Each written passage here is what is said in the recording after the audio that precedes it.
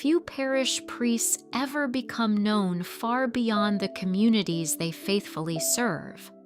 Most spend their lives celebrating the sacraments, comforting the suffering, proclaiming the gospel, and quietly caring for the people entrusted to them. Their names are remembered with gratitude by those whose lives they touched, but rarely by history itself. Yet every so often, God raises up a shepherd whose witness reaches far beyond the boundaries of a single parish. Not because he sought fame or influence, but because he lived the gospel with such extraordinary fidelity that his life continues to inspire generations long after his earthly ministry has ended. That is the story of Blessed Francis Xavier Truong Bu Diệp. Today, countless pilgrims travel each year to Tắc Sậy Church in Vietnam's Mekong Delta. They arrive carrying rosaries, photographs of loved ones, handwritten petitions, and prayers whispered from hopeful hearts. Some seek healing. Others ask for strength, guidance, or peace in the midst of suffering. Many who come are Catholics. Others belong to different religions, or to no religion at all. Yet they are united by the same hope as they kneel before the tomb of a humble parish priest whose life was marked not by worldly success, but by unwavering love for God and profound compassion for every person entrusted to his care. For decades, devotion to Father Deep spread quietly from family to family and parish to parish, carried by stories of his kindness, his courage, and the many testimonies of prayers answered through his intercession. Then, in July 2026, after years of careful historical investigation and theological discernment, the Church officially proclaimed him blessed, recognizing him as a martyr whose priestly life reflected the self-giving love of Christ, the Good Shepherd. But long before pilgrims filled the grounds of Tắc Sậy, before his name became known throughout Vietnam and among Vietnamese communities around the world, Francis Xavier Truong Bu Diệp was simply a village boy growing up among the winding rivers and emerald rice fields of southern Vietnam. To understand the priest he became and the sacrifice that would define his legacy, we must first journey back to a nation standing at the crossroads of tradition, colonial rule, and profound change.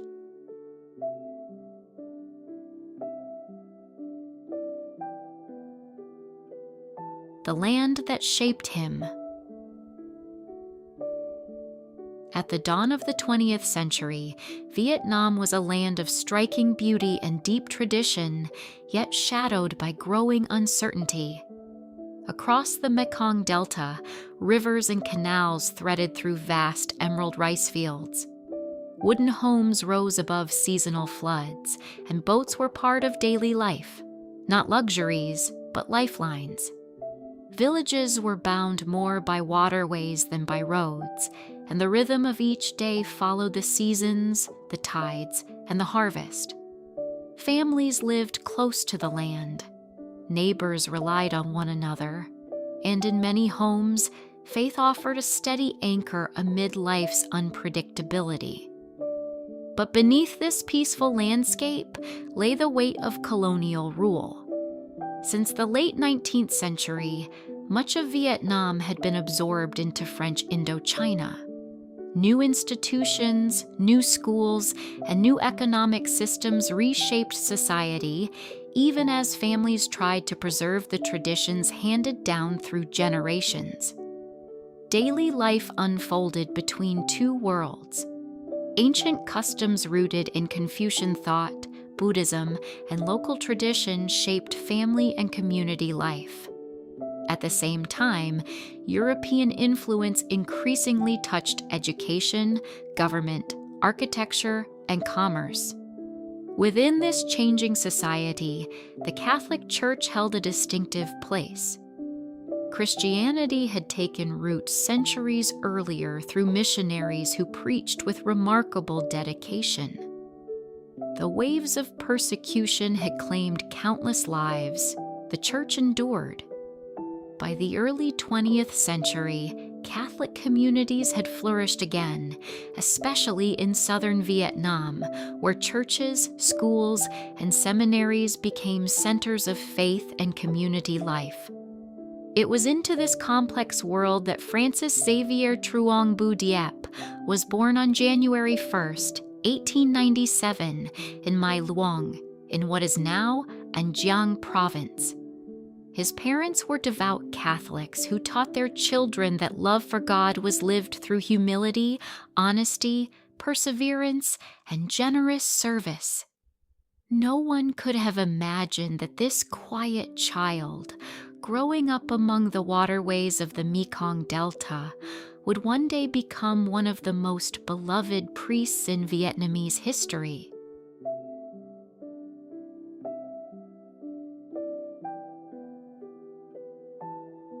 Childhood and the quiet call of God. Francis Xavier Trào huỳnh BLEU DIệP was the youngest of 6 children born to Trào huỳnh BLEU Sen and Nguyen Thi Thang. In their home, faith shaped the rhythm of each day. Prayer, hard work, and mutual care were simply part of life. His parents belonged to a generation of Catholics whose faith had been tested by hardship. Only a few decades earlier, believers had endured severe persecution under the Nguyen emperors. Churches were destroyed, priests were forced into hiding. Many Christians chose death rather than deny Christ. By the time Francis was born, those persecutions had ended, but their memory remained vivid. Stories of the Vietnamese martyrs were not distant history. They lived in the hearts of Catholic families, reminding each generation that following Christ sometimes demanded great courage. From an early age, Francis learned that faith was more than belief.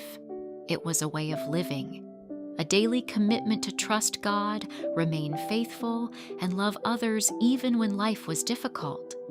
The Mekong Delta itself shaped his character. Life there depended on cooperation. Families worked side by side during planting and harvest. Rivers served as roads, marketplaces, and gathering places. Children learned responsibility early, helping with household tasks and supporting their families however they could. These simple experiences nurtured the qualities for which Father Deep would later be known: humility, patience, generosity, and a natural closeness to ordinary people. Like many Catholic children of his time, Francis attended parish classes where he learned to read, studied the catechism, and served at the altar. The parish church stood at the center of village life, a place of worship, a gathering place for families, and a source of encouragement during difficult times. For young Francis, the priest was more than a teacher. He was a shepherd, someone who walked with his people through every stage of life. Gradually, quietly, Francis began to sense that God might be calling him to become such a shepherd. There was no dramatic vision, no extraordinary sign. His vocation grew slowly, through prayer, through parish life, and through the gentle encouragement of those who recognized his sincerity and devotion. Like many authentic vocations, it matured in silence.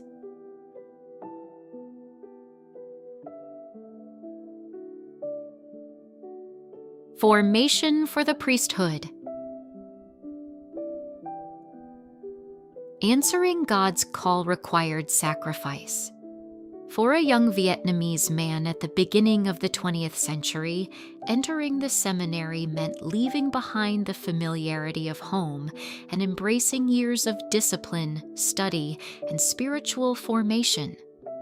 It also meant preparing for a future filled with uncertainty, as Vietnam continued to experience profound political and social change. Yet Francis did not hesitate. He entered the minor seminary, where each day revolved around prayer, study, community life, and the gradual formation of character.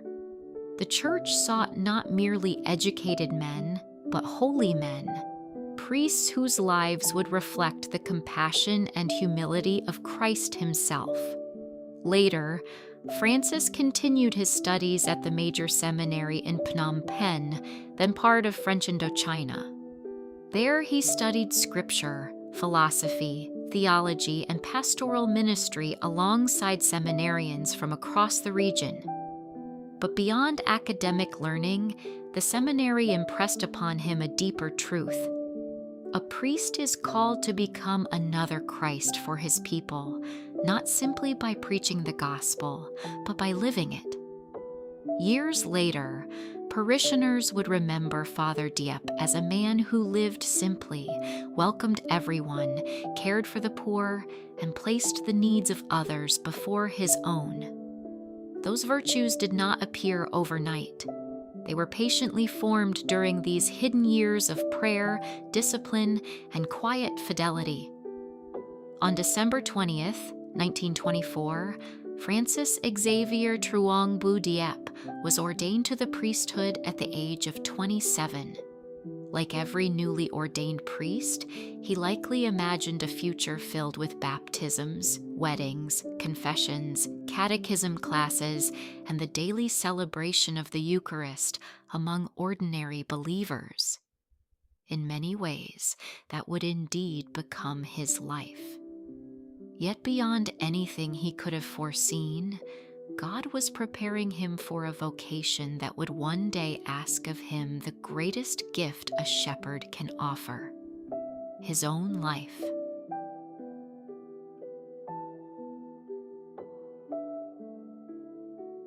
A young priest in a restless land. In the years following his ordination in 1924, Father Francis XAVIER Trào huNG BLO U DIểP began his priestly ministry in Vietnam during a period of quiet but growing tension. French Indochina was not a stable society. Economic pressure weighed heavily on rural families. Land disputes, taxation, and administrative changes often disrupted the fragile balance of village life. For many in the Mekong Delta, survival depended entirely on the rhythm of water, rice cultivation, and seasonal floods. In this world, the role of a priest extended far beyond the altar. Father Dièp's ministry was not confined to liturgical celebration. It reached into the daily struggles of the people he served.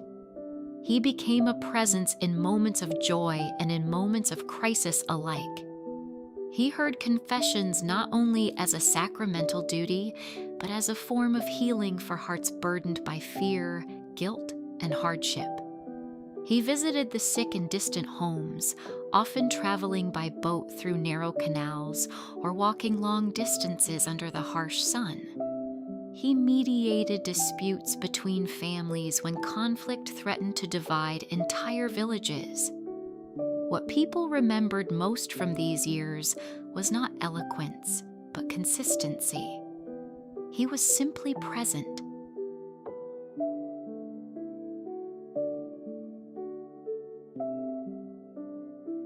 Tắc Sậy, a parish at the edge of water. Eventually, Father Diep was assigned to Tắc Sậy, a remote parish in southern Vietnam, shaped entirely by water, land, and isolation. It was not a city or an established religious center. It was a scattered rural mission surrounded by canals, marshes, and farmland. Boats were not optional. They were the only means of movement. Houses stood on stilts above flood-prone ground. Life followed the slow, demanding rhythm of rice cultivation and fishing. The Catholic community there was small, but deeply faithful. They lived alongside neighbors of other beliefs, sharing the same hardships, the same land, and often the same struggles for survival. From the moment he arrived, Father Dieppe did not position himself above the people. He entered their world. He learned their names, their families, their burdens, and their hopes. He walked through villages rather than remaining at the rectory. He shared meals when invited and offered help wherever he could, even when resources were limited. Gradually, something quiet but powerful began to grow. Trust. Not imposed by authority, but earned through presence, not demanded by position, but given through love.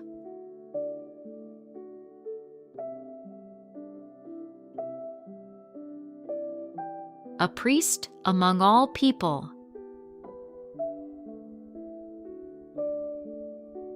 Over time, Father Dieppe became known not only among Catholics, but throughout the wider community. People of different religious backgrounds, Buddhist families, non-believers, and those who simply lived without formal faith began to come to him. Some sought advice. Others asked for prayer. Many simply came because they needed someone who would listen without judgment. And he listened. He never began by asking about belief or background. He began by recognizing the person in front of him. To him, every human being carried dignity. Every life mattered. This quiet openness became one of the defining features of his ministry. In a divided and uncertain world, he did not separate people by identity or religion. He saw them first as those entrusted to his care. Over time, his parish became more than a Catholic community. It became a place where anyone in need could find a voice that would not reject them.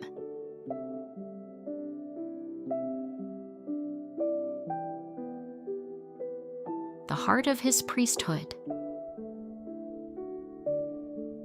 Those who lived near Tắc Sậy often described him with a simple word: gentle. He celebrated the Eucharist with reverence and simplicity. He preached not to impress, but to be understood. His words were direct, rooted in scripture and daily life, meant to guide ordinary people rather than elevate abstract ideas. He taught catechism to children patiently, knowing that faith is not formed in a moment, but through repetition, example, and love.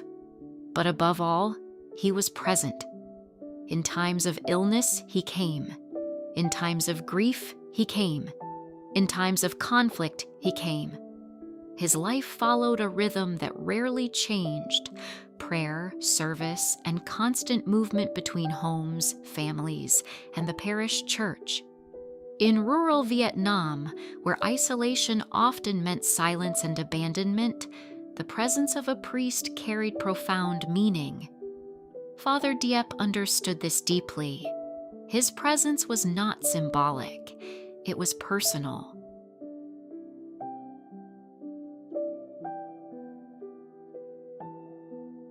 A hidden reputation of love.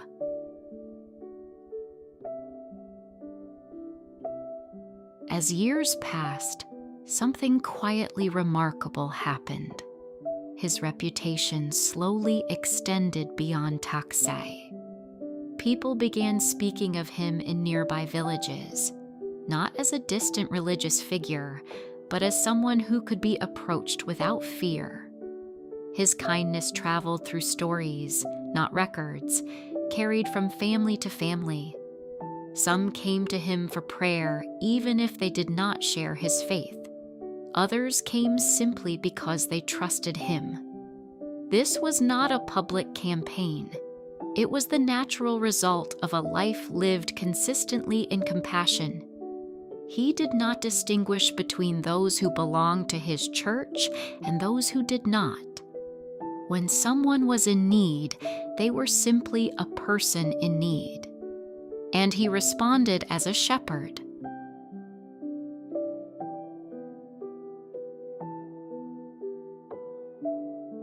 The shadow of war approaches.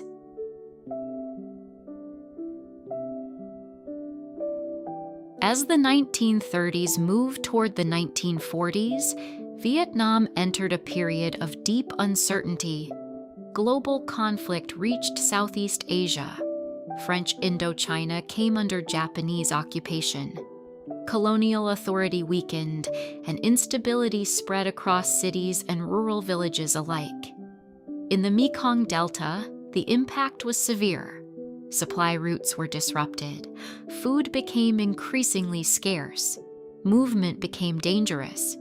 In such conditions, local leaders, especially religious ones, found themselves in increasingly fragile situations. Father Diep remained at Tắc Sậy. He did not withdraw. He did not abandon his parish.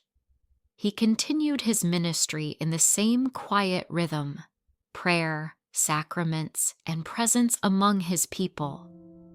But the world around him was no longer stable. Transition to the final chapter. It is within this fragile and uncertain moment of history that the story turns toward its final chapter. The greatest test of Father Francis Xavier Trào Huỳnh BLU Diեպ's life would not come in study or ordinary ministry. It would come when violence and fear reached the very place where he lived with his people. And in that moment, his priesthood would be revealed in its most radical form, not as duty, not as structure, but as self-giving love. The collapse of order, 1945 to 1946. By the final years of World War II, Vietnam had entered a period of profound instability. French authority, weakened by Japanese occupation, struggled to re-establish control as the war ended. At the same time, new political forces emerged, each seeking to shape the nation's future. In rural regions, these changes often appeared not as systems, but as confusion and sudden bursts of violence. The Mekong Delta was especially vulnerable. Communication was limited. Authority was fragmented. Rumors traveled faster than truth.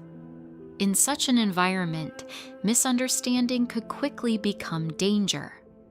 Religious communities, including Catholic villages, sometimes became targets of suspicion, not necessarily because of actions, but because of historical associations and political uncertainty.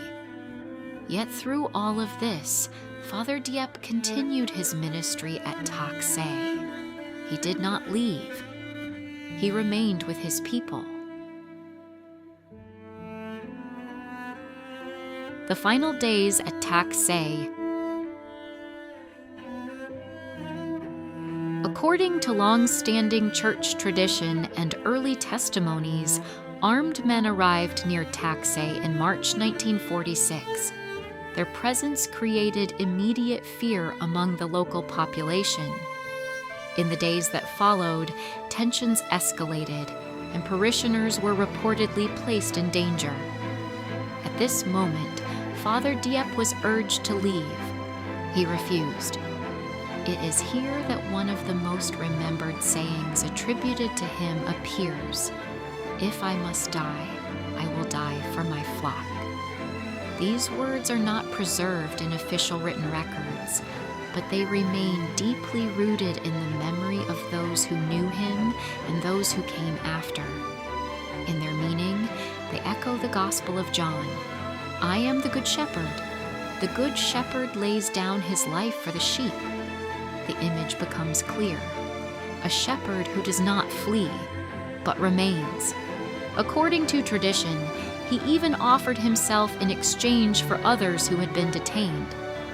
While historical details vary, the central memory remains unchanged: a priest who did not abandon his people. He was taken away by armed captors. On or around March 12, 1946, Father Francis XAVIER Trào Huinh BLU DIệP was killed. He was 49 years old. The return to Tắc Sậy. After his death, news spread slowly through surrounding communities. In the days and weeks that followed, parishioners sought to recover his body. Accounts vary, but all reflect the deep devotion of those who wished to bring their priest home. Eventually, his remains were returned to Tắc Sậy and laid to rest. What began as mourning slowly became memory, and memory became witness. A priest who remained faithful to his mission until the end. The beginning of pilgrimage.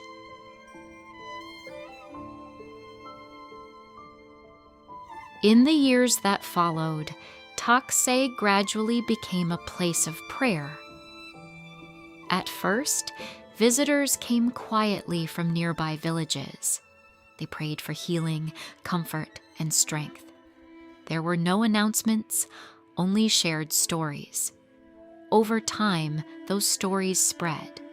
Pilgrims began arriving from across Vietnam, and later from Vietnamese communities around the world. What defined this devotion was not spectacle, but closeness. He was not remembered as distant.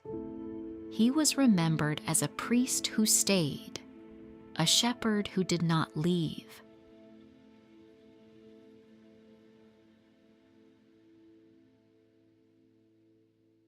Faith beyond boundaries.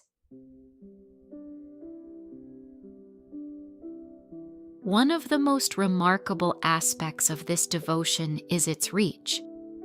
Although Father Diệp was a Catholic priest, devotion to him extends beyond the church. Many who do not identify as Christian also come to Tắc Sậy seeking peace, hope, or guidance. This reflects how he was remembered in life. He did not separate people by religion or identity. He listened. He helped. He welcomed. To him, every person carried dignity. That memory continues after his death.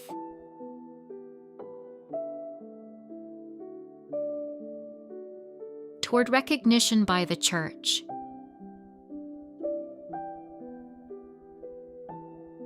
As devotion grew, the Catholic Church began a formal process of investigation. Historical records were examined. Witness testimonies were reviewed. The circumstances of his death were studied with care. The central question was whether his death could be understood as a witness to faith and pastoral love. After years of discernment, the Church recognized that Father Francis XAVIER Trào Huinh BLU U DIệP died in fidelity to his priestly mission, remaining with his people in mortal danger. His death was recognized in the light of martyrdom. This recognition culminated in his beatification on July 2, 2026, when he was proclaimed Blessed Francis XAVIER Trào Huinh BLU U DIệP. After his beatification, the Church designated March 12th as the day to honor him each year, remembering his sacrifice and his pastoral love with gratitude.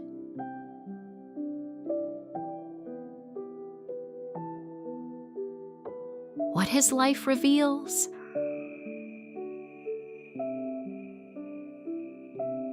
His story is not one of public achievement or written legacy. It is the story of quiet fidelity. A village boy formed in the Mekong Delta, a priest shaped by prayer and hidden formation, a shepherd who lived among his people, and finally, a man who remained when remaining became dangerous. He did not leave behind institutions or writings, but he left behind a way of living the gospel, a love that does not abandon those it serves.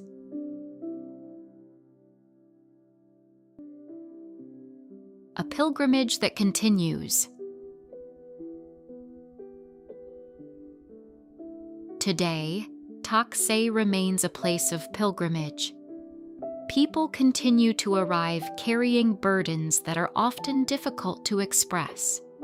Illness, grief, uncertainty, hope. They come from many places and many backgrounds. Some come in faith, some in silence, some in search of peace, and many find something they did not expect, a sense of being received.